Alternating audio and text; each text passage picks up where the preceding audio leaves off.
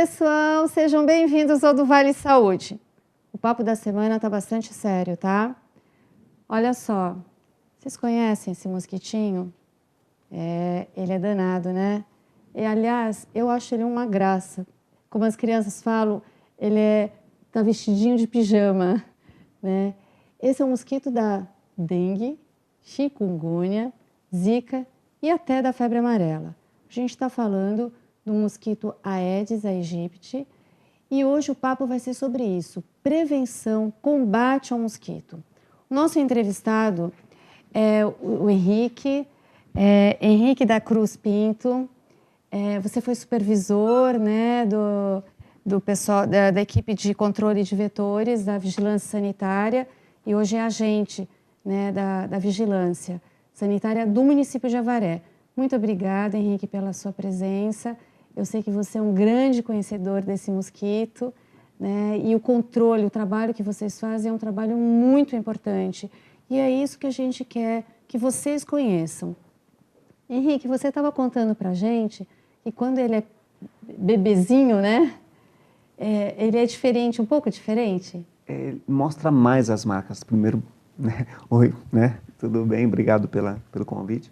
Ele mostra mais as características dele. Então, quando ele acaba de sair da água, ele é um pouco mais preto, é mais fácil de identificar. Conforme vai passando o tempo, ele vai perdendo as escamas, vai ficando mais difícil de identificar. Fala um pouquinho das características do mosquito.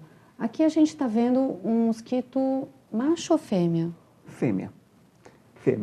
Aí, para diferenciar o macho da fêmea, você vai olhar nas antenas dele, tá bom? A antena mais emplumada é do macho, menos emplumada é da fêmea, como no reino animal. Os machos são mais enfeitados. Ele também tem por hábito picar preferencialmente durante o dia. Com oferta de luz durante a noite, ele pode eventualmente continuar picando à noite, mas de preferência nas primeiras horas da manhã e no finalzinho da tarde. Tá bom? É um período que ele prefere picar. Outra característica interessante dele é que ele gosta de sangue humano. Ele tem preferência por sangue humano. Então, você vai encontrar os mosquitos da dengue normalmente dentro das residências, nem no quintal, dentro mesmo.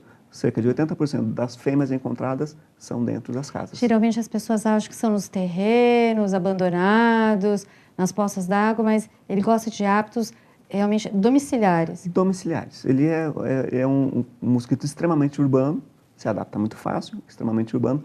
Ele talvez seja o mais urbano de todos os mosquitos, porque ele tem essa facilidade de adaptação e essa preferência por sangue humano. Isso faz com que ele não busque região de mata, lugares onde você teria uma grande área verde, ele não estaria ali, tá bom? Ele vai, é claro, se for preciso para pôr os ovos, ele vai realmente procurar um terreno baldio, desde que tenha, é claro, um recipiente com água ali. Então, o terreno com mato em si não é o problema para ele, o problema é a água parada. Ele voa muito longe, muito alto, muito distante? Normalmente o voo dele não passa de 100 metros. 100 metros. 100 metros. Ele é assim, se você encontrar um mosquito, você pode traçar um raio de 100 metros, provavelmente você encontra um criadouro dele, tá bom? Também normalmente não voa alto, voa baixo, 1 metro, é basicamente a altura que ele costuma voar, por isso que normalmente ele pica da cintura para baixo, pernas, tornozelo, e no caso, né, pega bastante também a parte do braço, ele acaba pegando bastante também. Então, essas são algumas características dele. Henrique, as pessoas às vezes, né, falam assim, nossa, tem cada pernilongo, né, mosquito grande na minha casa. Ele é pequeno? Pequeno. Ele normalmente é até praticamente do tamanho de um pernilongo comum. Não é... Às vezes as pessoas acham que ele é gigante. Não, ele é pequenininho, não é grande, não. Ele é uma característica dele também, que é difícil a visualização, porque ele é preto, listadinho de branco, então ele se camufla muito fácil. E também não fica voando no ambiente, tá? Então, se você tiver uma casa infestada com Aedes, normalmente você não vai ver ele transitando pela casa. Você vai encontrá-lo escondido debaixo dos móveis, debaixo de alguma coisa. E a forma dele também procurar a vítima, né? Procurar a vítima é contra o vento e, de preferência, ele sai do ambiente escuro. Tá? Então, aí a característica dele de picar durante o dia, faz com que ele tenha umas picadas um pouco até mais rápidas e pique mais vezes. Isso facilita a transmissão. Por isso que espalha muito rápido a doença, porque ele não vai picar uma pessoa só, porque essa pessoa vai estar em movimento durante o dia. Então isso facilita, então ele vai picar essa pessoa, mas ele vai sair rápido. Dificilmente você consegue pegar um Aedes com facilidade. Quem que transmite? Não é só mais dengue, né? Não é só mais dengue. Vocês até falam agora em arbovirose, Arbovirose. né? É o macho ou a fêmea que transmitem esses vírus causadores dessas doenças? Só a fêmea. Porque só a fêmea que pica. O macho não pica. Se ela estiver infestada. Se ela estiver infectada. Então, vamos assim. O macho não pica, então o macho não tem problema para a arbovirose. A fêmea só pica, porque ela precisa do sangue para a maturação dos ovos. Então, o sangue, as proteínas do sangue são um alimento para os ovos dela. Então, ela tem essa necessidade de sangue. E, como eu já disse, a preferência é pelo sangue humano. Então, somente a fêmea que pica e só ela transmite. Para transmitir, primeiro ela tem que picar uma pessoa que esteja infectada, esteja com o vírus circulando no seu organismo. Às vezes as pessoas confundem um pouco e acham assim, mas eu vi um mosquito da dengue, ele me picou, será que eu estou doente? Olha, nós temos que analisar se tem mais alguma pessoa doente perto. Se não tiver mais ninguém doente perto, muito provavelmente não tem como ele estar infectado. Então, ele tem que picar a pessoa e a pessoa tem que estar doente, tem que estar no período de febre. Sabe quando a pessoa começa a sentir febre? Então, no dia que aquela pessoa começou a sentir febre, no dia anterior ela começou a transmitir. E vai transmitir por mais 5 dias só. Então, o mosquito vai ter que picar essa pessoa doente, depois de alguns dias, ele começa a transmitir o vírus. Aí ele transmite para a vida toda. Vocês fazem um trabalho muito interessante, né? Porque acho que assim... Acho que a maior prevenção, né? O pessoal fala muito em vacina, medicamentos, mas a prevenção realmente é o controle dele, né? Evitar que ele se prolifere. E vocês fazem um trabalho de educação muito grande, inclusive até com parceria com a Secretaria da Educação. Você podia falar um pouquinho da rotina dos agentes de saúde, né? As visitas que vocês fazem nos domicílios, a dificuldade, inclusive, que vocês têm, porque muitas pessoas não abrem, né? As casas. Você podia falar um pouquinho para a gente sobre isso? É assim, a equipe da Vigilância Sanitária, ela tem um trabalho que é rotina mesmo. Todos os dias a gente está nas ruas batendo nas casas. É de janeiro a janeiro, não tem uma interrupção disso. Às vezes as pessoas perguntam, vocês estão fazendo campanha de quê? Né, a nossa campanha é permanente, todos os dias. Né, até há um tempo atrás tinha um slogan do Ministério da Saúde que é todo dia é dia de combater a dengue. A gente tem até esse sloganzinho aqui, vamos mostrar na produção? Olha lá, né? Todos Hoje, juntos contra o Aedes. Todos juntos contra o Aedes aegypti. Então, a ideia é todos contra a Aedes. A rotina é todos os dias a gente está batendo nas casas e nós seguimos um cronograma. Então, eu falo que nós pegamos o norte e vamos até o sul. Né? Depois pegamos do leste e vamos até o oeste. Então, cobre a cidade toda. Certo? Então, isso é feito de rotina. Todos os dias a gente está na rua. Às vezes as pessoas falam assim, mas faz tempo que não passa aqui, né? É porque a equipe tem que cobrir lá e depois voltar para cá. Tá? Então, essa é a nossa rotina básica. Dificuldade que nós temos no dia a dia. Uma das primeiras, pessoas que não querem abrir as portas para a gente. O que acontece? A pessoa acha que nós vamos lá para incomodá-las. A primeira, mas lá vem aquele pessoal de novo. Né? Mas já passaram aqui o mês passado, passaram aqui o ano passado, né? Mas é justamente essa a ideia, nós passamos várias vezes, porque as pessoas têm que entender que nós não estamos lá para prejudicar ou atrapalhar a vida deles, nós estamos lá porque no seu dia a dia, né, às vezes nós esquecemos alguma coisa. Assim, a gente está lá conversando e choveu hoje, né? Aí a pergunta eu faço assim, quem depois da chuva lembrou de ir lá e virar o pratinho? Às vezes nós nos esquecemos. Sim. Né? Então, ele faz justamente esse papel. Ele vai lá e acaba encontrando, e às vezes as pessoas falam, eu não sabia que tinha, porque acabou passando despercebido. Outra coisa que às vezes está acontecendo de um tempo para cá, antes as pessoas falavam, não quero que entre. Né? Hoje tem pessoas que você bate, e elas simplesmente não atendem. Você vê que tem televisão ligada, que tem rádio ligado, que tem movimento dentro da casa, mas a pessoa não atende. Tá? Isso dificulta o nosso trabalho. Isso não pode obrigar.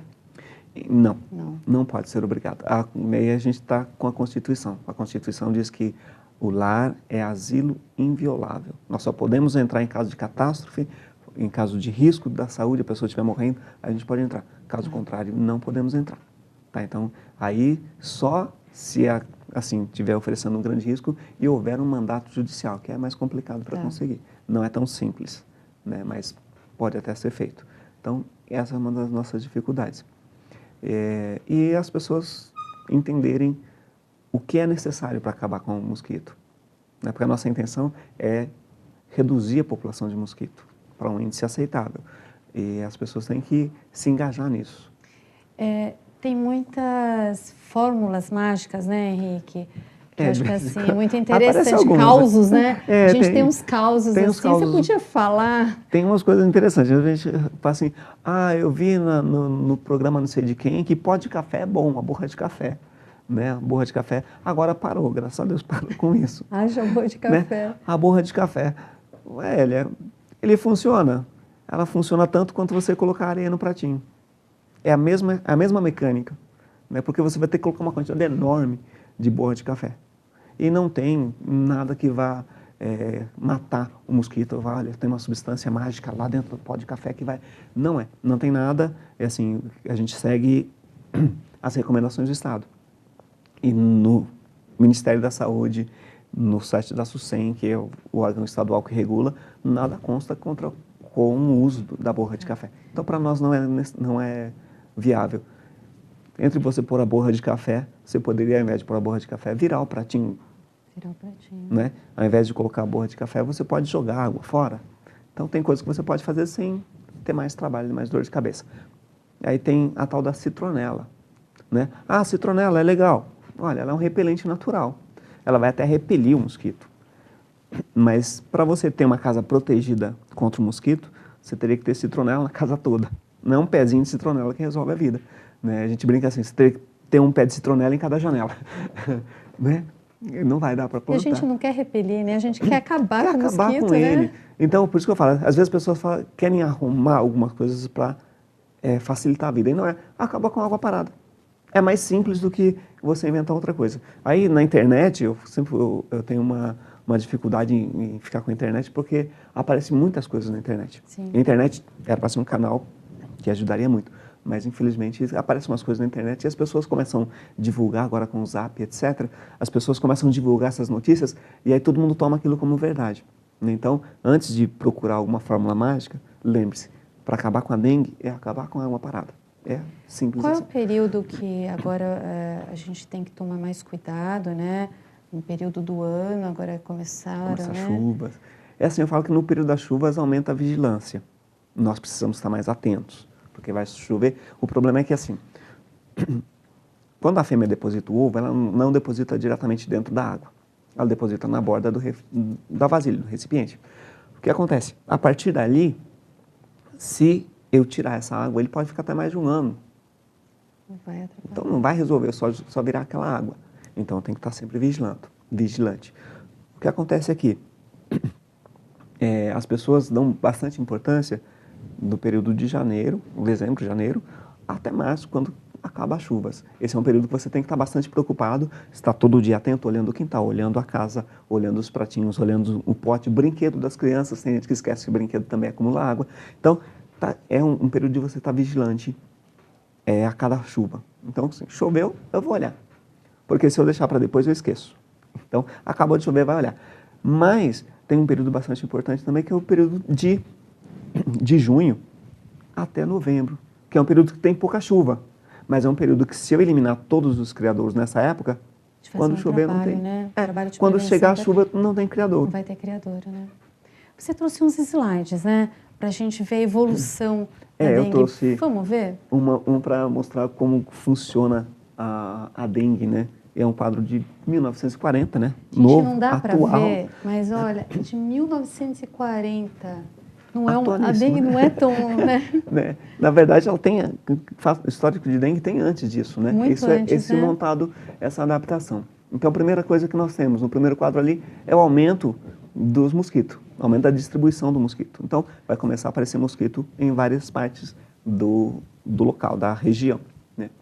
Depois nós aumentamos a densidade, a quantidade de mosquito. Então, primeiro começaram a aparecer os primeiros casos de encontrar focos de mosquito ou larvas de mosquito na cidade. Aí isso começou a espalhar, começou a aumentar a densidade. Tá bom? Aí depois disso nós começamos a ter os primeiros surtos de dengue. Né? Em 2015 nós tivemos um pequeno surto. Né? Foi um pequeno surto, ainda não foi uma epidemia. Né? Nós corremos bastante. Depois disso, começa a aumentar a transmissão de dengue. Por quê? O mosquito picou o paciente doente, né? Foi infectado e botou ovos. Uma parte desses ovos vão nascer com vírus. Então, quando chegar o próximo verão, já vai nascer mosquito contaminado. Então, vai aumentar a transmissão. Certo. Depois de um tempo, nós vamos falar o que chama de região endêmica. Ou seja, sempre está tendo caso de dengue. Né? Tem região, você pegar a região de Ribeirão Preto, região mais quente do estado, todo ano tem dengue, lá é normal. No nosso caso, ainda não chegamos nisso. Depois vai começar os sorotipos de dengue. Porque eu tenho 4 sorotipos de dengue. Não tenho um vírus só, tenho 4 vírus diferentes de dengue, fora o Zika, febre amarela e chikungunya. Né? Então eu tenho 4 tipos de vírus de dengue. Vai começar a circular. E você, quando tem dengue, você vai criar resistência para uma imunidade só para aquele sorotipo, para aquele né? sorotipo. Isso é importante destacar. Porque às vezes as pessoas falam assim, eu já tive dengue. Já tive dengue e está tranquilo. Como se fosse assim, sarampo, né? Tem sarampo uma vez só na vida. Uma vez só. E não é. Né? A dengue você pode pegar 4 vezes. Né? E o interessante você pegar mais de uma vez é que a primeira vez você vai normalmente passar de boa. Seu organismo vai combater mais fácil. No segundo e terceiro, já é uma forma mais grave, porque o seu organismo vai ter uma resposta diferente para o vírus. Vamos por assim, vai reconhecer como o mesmo vírus e vai trabalhar diferente, né? Então, você vai ter um aumento da quantidade de vírus circulando. Conforme vai aumentando o número de vírus circulando, você começa a ter os casos de febre hemorrágica de dengue, ou dengue com complicação, ou complicação por dengue. Agora tem umas nomenclaturas novas. Tá? Então, nós temos essa diferente. Depois vamos ter, futuramente, epidemias de dengue com complicação e óbito vai aumentando, com certeza. Tem outro, né? Tem um outro slide, que é a evolução dos casos em Avaré, tá bom? De 2011 até o 2016. Então, nós fechamos aí com... em 2011, nós tivemos só 2 autóctones confirmados. As pessoas confundem muito, né? O pessoal fala assim, confirmado autóctones e importados. O que são os autóctones? Tá. Autóctones é contraído na própria região onde ele mora, no próprio município.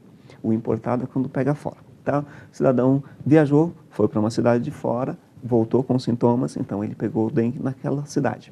Aí, quando ele volta para cá, ele é tratado como importado. Tá bom? Aí a importância de quando a pessoa procurar a unidade de saúde, falar se deslocou ou não. Porque às vezes a pessoa esquece. Às vezes fala assim, você viajou? Não. Aí, se não viajou, o caso tem que ser nosso. Mas onde você contraiu? Aí é um papel super legal da vigilância epidemiológica, que no próximo bloco a gente vai estar falando, vai ser bem legal. A parte desse. Aí o que acontece? Então, essa é a diferença. O autóctone é o do município, o importado é o de fora. Então, em 2011 nós tivemos só 2. Certo. Aí em 2012 nós não tivemos nada de confirmados. Então, deu uma diferença, né? No quadro você vê que deu uma diferença de 410% de um ano para o outro. Já em 2013 houve um aumento de novo. Já tivemos 4 confirmados autóctones e 8 importados. Ou seja, tivemos um aumento de novo de mais de 400% em cima daqueles dados. E aí em 2014 também foi tranquilo. Em 2015 nós tivemos o nosso surto, né? Que chegamos aí a praticamente 200 casos confirmados em autóctones. Tá bom? Aí teve um aumento de mais de 3.000%. Em 2016 caiu de novo, tá bom? Em média 400%. Tá bom? Em relação a 2015. Oscila, né? Em 2017, né? 2017, vamos ver. Pelos dados, nós imaginamos que esse ano vai ser um ano alto. Um ano alto. Seguindo esse gráfico, nós vamos ter um ano de 2017, provavelmente um ano de transmissão alta. Tá bom? Certo. No próximo slide, eu tenho a nossa avaliação de infestação. O que é isso? Nós fazemos uma pesquisa em toda a cidade por amostra em alguns bairros da cidade, coletamos as larvas e analisamos para nós sabermos o quanto nós temos de mosquito, tá bom? E isso, né, a Organização Mundial da Saúde recomenda que fique aí abaixo de 1, tá bom? Então, 1 é o limite. Aí, conforme a gente vai pegando esses dados, a gente vai montando para saber como que está na cidade. Janeiro é sempre mais alto. Janeiro sempre mais alto. Por causa das chuvas? Por causa da chuva, verão, chuva e Aedes. Então, a associação é simples. Você tem chuva, você tem alta temperatura, você tem alta infestação de mosquito. Então, todas as vezes, janeiro vai dar sempre alta. Tá bom? Com exceção de 2012, que deu uma diferença, que em julho nosso índice foi um pouco mais alto, porque deu uma variação climática, deu uma diferencinha, mas normalmente janeiro dá mais. Então, vamos lá. Em janeiro de 2011, nós tivemos acima de 2,3, mais ou menos, 2,3, certo? Significa que nós estávamos um ponto acima do recomendado pela Organização Mundial da Saúde. Em 2012, nós tivemos uma queda nisso. Aí você lembra do gráfico anterior? Sim. Então, 2011 estava lá em cima, 2012 baixou. Aí, 2013 de novo, a infestação subiu, junto com a infestação subiu o índice de transmissão. Em 2014 a mesma história, baixamos de novo, aí baixou a transmissão. 2015 sobe de novo. Interessante que em 2015, apesar de ter tido 199, foi menor que 2013, né? Por quê? Porque, assim, em 2011, 12, 13 e 14, nós tivemos poucos casos. Né? Apesar de ter uma infestação, nós tivemos poucos casos. Poucos importados e poucos autóctones. Então, não teve tempo para transmissão. Então, nós falamos que em 2015 foi a primeira transmissão em Avaré, que houve realmente transmissão. Então, a pessoa não viajou, não foi para lugar nenhum e foi pegando. Aí foi uma pessoa, passou para um mosquito, o mosquito passou para outra. Aí, então, em 2015, nós tivemos a primeira transmissão. Até então, apesar da infestação estar alta, mas nós tínhamos ainda, né, essa folga de não ter a transmissão. Certo. Mas em 2015, nós, infelizmente, começamos a transmissão. Aí, 2016, apesar da infestação em janeiro ter sido alta, nós não tivemos em julho e nem em outubro. Em outubro e julho foi zerada. Foi zerado. Tá? Então, nós temos esse quadro aí. E a nossa meta é deixar abaixo de 1, sempre. Só que, para isso, eu dependo de todo mundo, de todo mundo. Que pena, o nosso papo acabou. Eu queria que você deixasse um recado para todo mundo. Queria que, por favor, colocasse o nosso mosquitinho, só para mostrar que se a gente não cuidar dele, né, se a gente não cuidar, não se deixar que ele aumente, né, pode acontecer isso, né, virar uma cidade de mosquitos, né? Tem mais mosquito do que gente. Né? Então, eu te agradeço mais uma vez. Prazer é meu. Eu sei que você trabalha bastante, que é difícil. Então, obrigada. A do Vale TV agradece a sua presença. Eu que agradeço o convite e o recado é sempre o mesmo. Ajudem-nos a acabar com a dengue. Ajuda a acabar com a água parada. O slide que ela mostrou do mosquitinho é mas uma fêmea pode pôr até 400 ovos. Então, cada fêmea com 400 ovos, né, para ter uma infestação alta é muito grande, muito fácil. Nesse slide que nós mostramos da infestação, significa que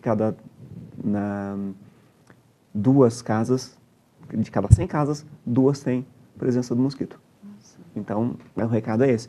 Acabem com a água parada. Assim, se nós eliminarmos a água parada, nós eliminamos onde ele vai nascer. Se nós fizermos isso, nós com certeza vamos diminuir a população e não teremos transmissão. E a nebulização não é uma maneira de acabar, né? Porque as pessoas nebuliza minha casa, né? Principalmente esse ano foi tranquilo, mas em 2015 as pessoas paravam a gente na rua. Olha, você não vai nebulizar lá em casa, você não vai fazer lá em tal bairro. Não é essa maneira. E não é assim que funciona. Por quê? Esse menininho bonito aí, que apesar de, né, a Sônia falou que ele é bonito, mas é muito perigoso. O que acontece? Tem um efeito chamado de resistência. Tá? Então, quanto mais inseticida eu aplico, eu vou selecionando uma família de mosquito que não vai fazer efeito aquele veneno. Então, é assim, começamos o verão. Então estou com infestação de mosquito, eu nebulizo a cidade inteira. Quando eu faço isso na cidade toda, né, alguns mosquitos vão sobreviver. Na próxima infestação eu vou fazer de novo. Aí eu já não vou matar mais o mesmo número de mosquito. Aí quando houver uma transmissão, um surto, alguma coisa, eu vou aplicar inseticida e não vai resolver. Então, nebulização, inseticida, veneno, nós só usamos em casos extremos. Isso não é prevenção, né? Não é prevenção, é combate, né? Então nós temos a diferença. Para nós, o importante é a prevenção. A prevenção é eliminar a água parada. Obrigada, Henrique. De nada, obrigado a você. Obrigada mesmo. No próximo, depois do intervalo, Henrique, a gente vai conversar com a Carmelina, ela é enfermeira da Vigilância Epidemiológica e ela vai falar como é que funciona, porque existe uma grande parceria, né, entre vigilância sanitária e vigilância epidemiológica para o combate desse mosquitinho aqui. Bonitinho, mas é perigoso, tá? A gente já volta.